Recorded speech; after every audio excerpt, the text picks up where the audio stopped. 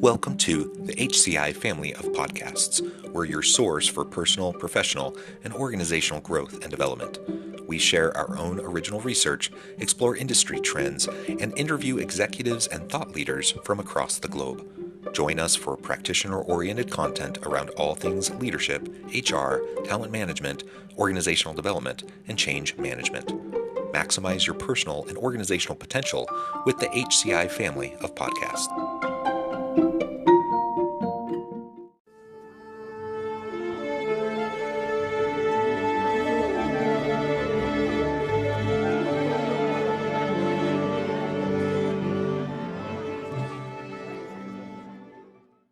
Chester Elton, welcome to the conversation today.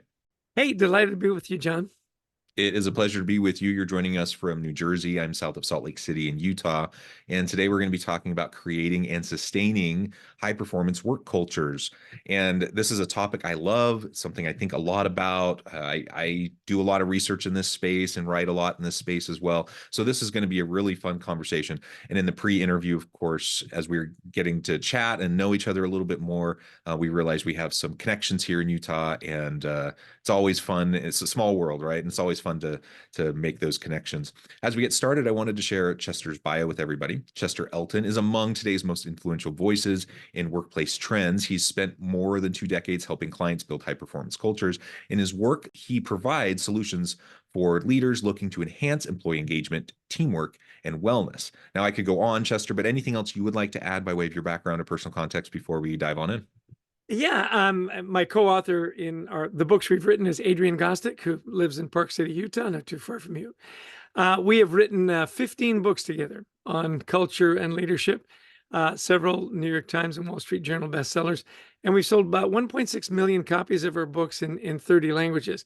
I say all that, John, because my mother's not here to brag on us, so I want to throw that in there. It has been a delight and a wonderful journey. You know, Adrian and I were talking that we've been doing this together for like 24 years now. I think one of the reasons our partnership has worked so well is I live in New Jersey and he lives in Utah. We're not on top of each other. I think distance does breed that kind of collegiality. And as we talk about high performance cultures, it's been really interesting to watch the changes in leadership and teams and cultures. Particularly with the global event of the pandemic and how that changed so many things. So I'm eager to hear your views as to what you think and where things are going, and see if that matches up with our research and what we're writing about as well. Yeah, very cool. It's definitely been an interesting few years, hasn't it? And looking at how things have been evolving, shaped and evolved over the last few decades, moving into hyper transition with technology and the global economy and things like the pandemic. All of that, has tremendous impacts on how we engage with each other, how we do the work that we do, how work itself is designed and arranged, which of course is going to change what's needed, if we're talking about creating and sustaining that high performance work culture. Let's start with something that I think has received a lot of attention in recent years because of the pandemic, and that is anxiety and the overall holistic wellness of workers. How do you see that fitting in to this broader conversation around high performance work culture? On the one hand, I could see leaders thinking, oh, that's their issue. That's our people's issue. We'll try to be supportive, but that's something they need to take care of. I'm going to focus on just the workplace. Help us understand how those two connect and why we should be paying attention to this. Great question. Quite a long question, actually, John. Adrian and I have been writing about culture and leadership, as I mentioned, for over two decades now. It was Adrian's son, Anthony, that came to us and said, do you guys ever write about mental health? Well, I'm the tail end of the baby boomers. Adrian is a classic Gen Xer. And we looked at him with a sort of a wry smile and said, absolutely not. We don't talk about that kind of thing. Our generations are, turn that frown upside down, suck it up, rub some dirt on it. When I played sports as a kid, if somebody got knocked out, we all laughed. We gave them smelling salts and sent them back in. Not the best plan. That's just the way we did it, right? And he said, if you're talking about high performance cultures and highly productive cultures, and you're not talking about mental health, you need to rethink that. He says, because your generation never talks about it. My generation, it's how we start every conversation. When we say, how are you doing? What we mean is, how are you managing your anxiety, your mental health? And so it was a real wake-up call to us. We actually, Anthony is a co-author on the book. It was always been Gostick and Elton, and this one was Gostick and Elton and Gostick, right? So we took a look at it. And as we started to talk to a lot of CHROs in our network and leaders that we revere, absolutely, if it wasn't issue number one, it was 1A, and particularly exacerbated by the pandemic. So let me give you some numbers, and then we can talk about what leaders have been doing to manage that. Pre-pandemic, 18% of workers said that they had some kind of anxiety disorder. So call it 1 in 5. Post-pandemic, we're looking at 2023, it jumped to 30%. Well, when you've got almost a third of your workforce that's suffering from an anxiety disorder. Now, everybody gets anxious. This means I'm so anxious I can't do my job, right? Yeah. So then we broke it down and said, that jumped to 42% in workers in their 20s and early 30s. So now you're looking at numbers that are gigantic, right? If you had 10% of your workforce that was out with COVID, that had major impact. Take a look at 42%, and you're like, well, we're paralyzed. Now, in great cultures, you find good people, you want to keep them. And we found that 50% of millennials and 75% of Gen Z had left a job due to mental health. So we said, okay, so wow, let's figure this out, right? So one of the questions we had was, why do you leave? And we found that 90% of workers, and this is everybody, not just millennials and Gen Zs, didn't feel safe talking about it. And so why do you think that is, John? Why do people, they'll tell you that, they've got the flu. They'll tell you they, broke their leg skiing. Why won't they talk to their managers about mental health? Why? There's still, there's still a stigma around it. And, if I'm wanting to move up in the company, if I'm wanting to be given more responsibilities, if I'm wanting to take on leadership roles, there's still a stigma around, can this person handle it, right? Yeah. Absolutely. And that's where we really said, okay, if this is as pervasive as it is, and there's still this huge stigma, what do we do about it? And so as we looked and we talked to a lot of counselors, we talked to a lot of organizations that handle it very well, it came down to 3 things. That first and foremost, you had to normalize the conversation. If 42% of your workers had broken legs, you kind of go, whoa, what's going on? Take everybody's skateboard away from them. You would address it, right? So you've got to normalize it. Destigmatizing it is harder, right? And one of the ways that we found that was most effective was when leaders could share their stories and say, by the way, you're not alone in this, right? I've been anxious as well. If you get overloaded, if it just gets to the point where you haven't been sleeping, take a day, take 2 days, take a deep breath, and come on back. That's what I do, right? And for a lot of leaders, that's hard because, particularly new leaders, they want to be the strong leader that's got all the answers. And, I can pull the 18-hour days for 3 weeks in a row and be like me, right? As soon as you can share a story or share a situation, and with the caveat, don't worry about it. It's not going to affect your bonus, your raise, your promotion, and so on. That goes a long way to destigmatizing it. And the third thing, so you've normalized it, hopefully you've destigmatized it, is this idea of empathy. So if you'd asked me 5 years ago, what do you think the emerging trait of leaders is going to be that's going to be the thing that they have to be able to do? Empathy would not have been in my top 20, right? Communicator, motivator, visionary, whatever. Now it's empathy. And there's a difference between sympathy and empathy, right? Like sympathy is, geez, I'm really sorry that happened to you. That must be hard. Can I take you to lunch? Empathy is where, again, you're sharing your story. And the message that's really important when you've got employees that are really suffering from anxiety, maybe there's some depression rolled into that, is that you're not alone. We're here to support you.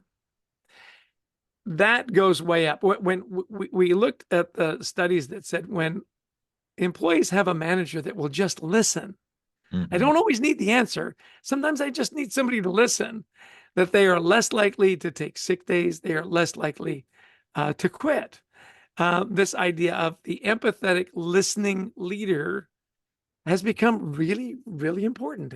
And why? Because you've got this big chunk of your workforce that's right smack dab in the middle of this, and you've got to address it.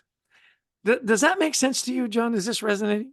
Yeah, absolutely. And I wrote an article recently on the topic of what I call and others call toxic resilience. So, I'm a big believer in, work hard, be resilient, be gritty.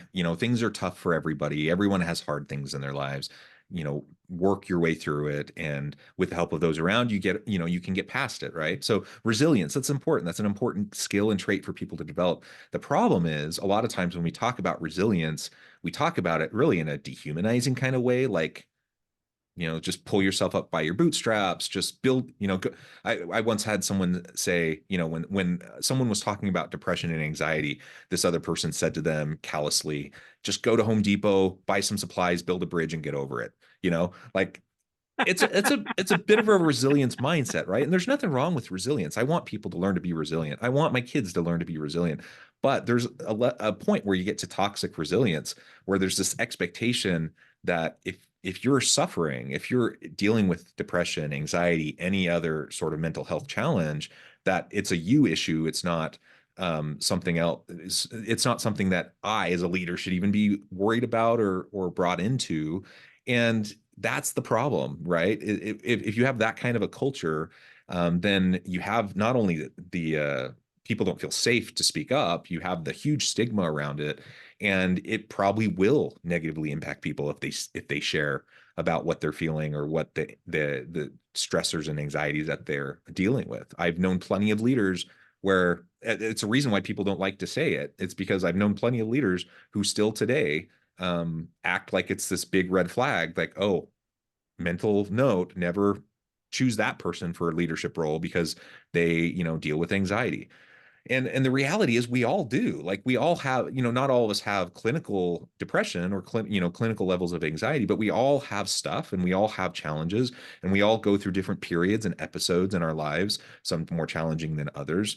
And the reality is we're all going to be dealing with this stuff at one point or another. And so, to your point, focusing on helping people understand how they can be more resilient, great. But we need to learn how to have more compassion, more empathy, and ultimately lead with that empathy and do it in a way where we can do it sustainably so we don't burn out because we're constantly taking the weight of everyone around us onto our shoulders, right? And that's a hard balance. In the past, Yeah. it wasn't even our issue. We're not going to worry about it. Now it's like you got to be the leader for everyone. You're almost like a therapist, and there's got to be balance there. Yes. And very well said, by the way. The thing that I don't want the message to be is that all of a sudden we've got to be soft, we've got to be less demanding, and I guess it really doesn't matter if we get the work done or not. Right? Right. That's not the message. The message is, as you figure this out, you will be able to instill more resiliency in your people, and you will get more done, and you'll get it done faster and at a higher level. And more importantly than all of that, you'll keep your really smart, good young people Yes. that are looking for a reason to succeed. They're not looking for a reason to fail. We looked at the generational divides and how we react to each other. And of course, it's very general and there's always exceptions. Yeah. What you're saying is, my generation, it looks at the younger generation and say, look, you're soft, right? You don't want to work. Your work ethic is not that great. By the way, you don't dress very well either, and don't even think about playing your music and when I'm around. The fact is that this generation is incredibly talented, right? They've lived in a digital world. I didn't grow up in a digital world, right? And I think with that brings all kinds of opportunity and different issues. Yeah. I'll relate to a really interesting experience I had just recently. So I'm with this group of leaders in our town, and we were had this retreat on how are we going to deal with each other and deal with problems in the city and so on and so on. And they said, we got to show up for each other. And when we're together, we need to focus. I said, great. I said, what would you think? And we meet once a month for 2 hours. It's not onerous, right? So what would you think if during our 2-hour meetings, we turned off our phones?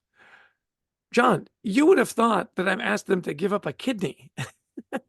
It was like, absolutely not. My kids are in school and I got to be, and this and this and this and this. Now, I was by far the oldest guy in the room. And I said, really, 2 hours? I said, when Google meets in their headquarters for any meeting, you're told to turn off your phone, not silent, not vibrate. It's off. That's Google.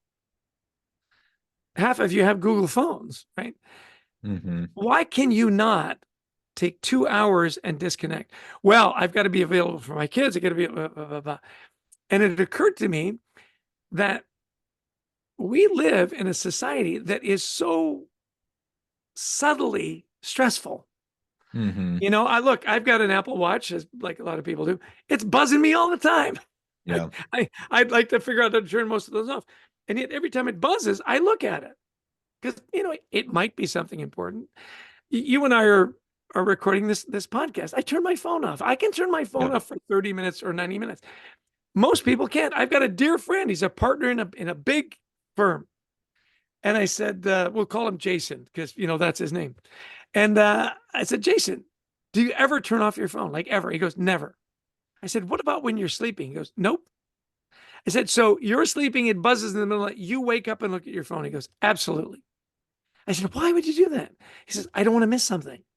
Now, think about that. So I think as leaders and managers, we've got to understand that these generations are connected 24/7. Yeah. So how do we feed that in a really positive way? How do we create some boundaries in a really positive way that says, hey, every now and again, it's okay. Like, it's okay for you to not respond to emails at 11:30 at night. Mm-hmm. And I'm going to model that. I am not going to send you anything over the weekend. There's nothing that can't wait till Monday. And give people space to breathe, to recuperate, and to build in some of that resiliency. The biggest thing that I would want your leaders to know, and we've talked about generational leaders and all these, and they've all heard it before. Great. Here's what I want you to do. I want you to get to know each and every one of the people that report to you.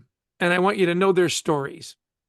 Because if I know where you come from, how you got here, what you want to accomplish while you're here, and where you want to be 2, 3, 4 years from now, that gives me your story.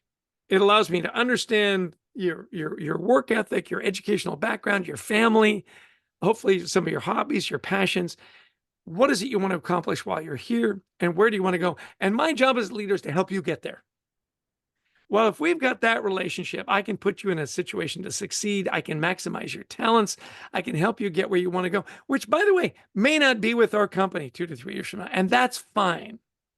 And that's fine. See, we're seeing leaders, John, have gone from command and control to sort of team to, the diversity inclusion, which is still very important, to look, I want a coach, I want a teacher, I want a mentor. If you want to be remembered as a leader, if you want to have influence, teach. You think about the people that impacted your lives over and above your family. They were your coaches, your teachers, your mentors. You've got to change that mindset to say, okay, how do I coach them up? Because, the best coaches we ever had, the best teachers we ever had, were they demanding? Absolutely. They pushed us, right? Did we believe that they cared about us? Absolutely. Did we believe that they would cheer for us and root us on and help us get there? You bet. You've got that relationship with your people and you've got that relationship with your leader. Really good things happen really fast. And for those of you that played sports, and I know sports analogies are overused, the reason is because they work, right? Yep. Is when you were hurt, you told your coach. They'd call a play for you or whatever, and you'd say, you know what, coach? I can barely walk. Well, same thing, right? Coach, I'm overwhelmed. I got a ton of stuff going on at home. I'm worried about my elderly parents. I need to take a day. Or 2. And a good leader says, take care of yourself. We'll fill in behind you. We're cheering for you. Can I call you Monday? Absolutely. You see how the dynamic has changed dramatically? Be a Yeah, teacher, be a and coach, in be a fact, mentor. I would say I totally agree. The best leaders, they're the coaches, the mentors, they're the teachers. They're the ones that are pouring into their people to develop them, to help them fulfill their potential. And I think the greatest leaders have always had those characteristics, but especially today, that's really what younger generations, younger millennials and Gen Z workers, what they really expect and desire. And in part, that's why sometimes they get a bad rap for being entitled and lazy, because they really kind of expect and demand like this constant feedback and mentoring and coaching, whereas previous generations maybe not so much. I mean, I'm younger than you are. I'm kind of right on the cusp of between Gen X and millennial. I'm the Zennial group, and I certainly remember early in my career, thinking, feedback was great, coaching and mentoring was great, but it wasn't something I could expect, and it was something I had to kind of just learn the ropes. And younger people just expect to have that happen for them more naturally, consistently, right? And as a professor, I'm teaching students, and I'm teaching them about good, effective organizations and good leadership and how to do things effectively. And I mean, that's what I'm teaching them. I'm like, yeah, to be a good leader, you're going to have to coach and mentor. So in part, they're coming out of school with this heightened expectation of thinking, yeah, that this is what we should do, and they're holding us to it, right? And so Yep. sometimes we don't like that, and we want them, we older generations like myself will say, well, I had to just grind. Just had to get through it. I had to pay my dues. You should too. And they're saying, never. I'm not interested in that. I'm just going to go to a different company. Yeah. And so that's part of the dynamic here. And there are certainly, I mean, there's always generalizations with generational discussions, right? And certainly any generation has its lazy people and its entitled people and whatever. When I look at the students of today, that I teach, I'm like, oh my gosh, these students work so freaking hard. They're working way harder than most of us students did back when I was in college, balancing all these different things and work and school and family life and all these different things way more than I ever had to do as a student. And I think about that, I'm like, they're not lazy. They might have different priorities, they might have different expectations, but I don't see it as lazy. And so I think part of it is just reframing the conversation that we have around what it means to be a good leader and how to empower our people and how we can do that effectively.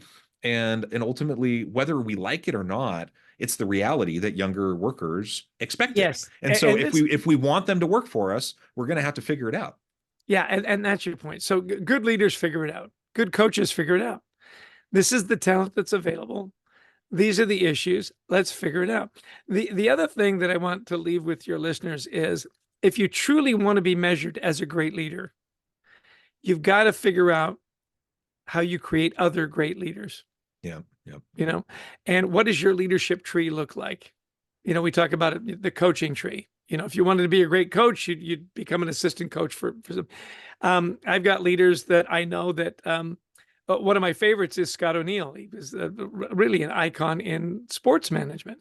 And it was just well known that if you wanted to have a great career in sports, you wanted to go work for Scott O'Neill at some point, because he pulled together brilliant teams very quickly. He's a student of leadership. And does he lead differently now than he did 10 years ago? Absolutely he did, or he does, right? And the point is this: great leaders adjust. They adjust.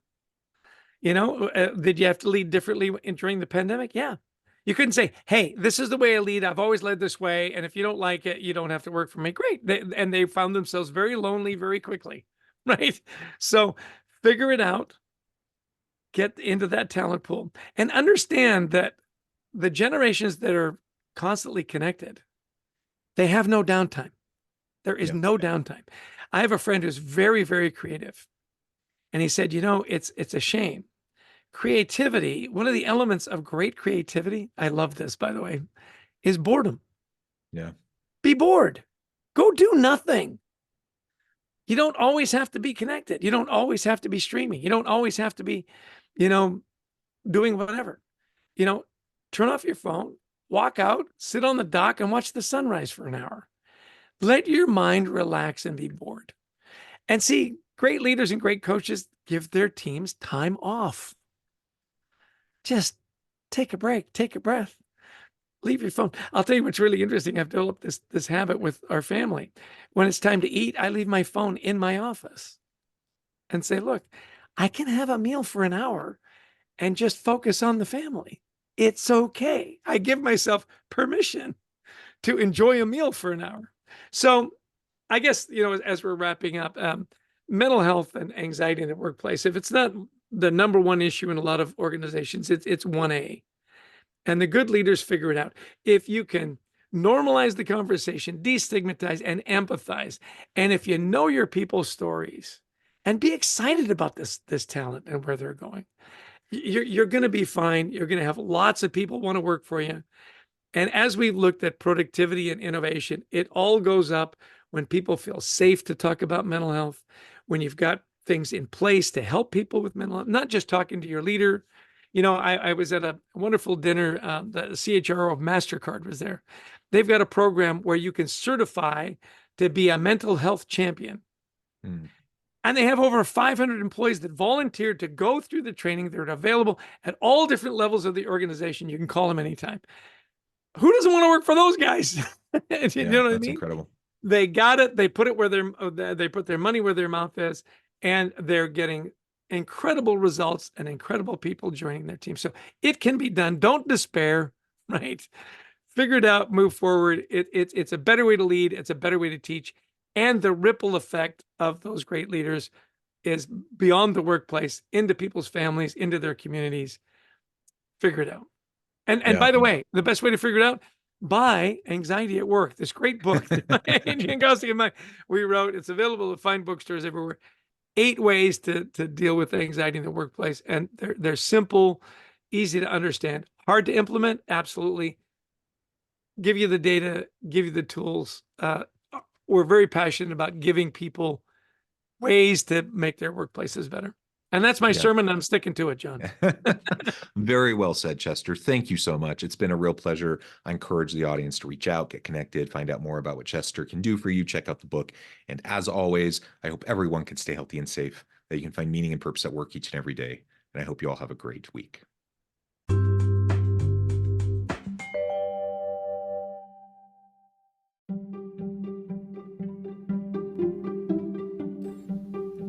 Thanks for joining us for this episode of the podcast. We hope you stay healthy and safe, and please join us again soon.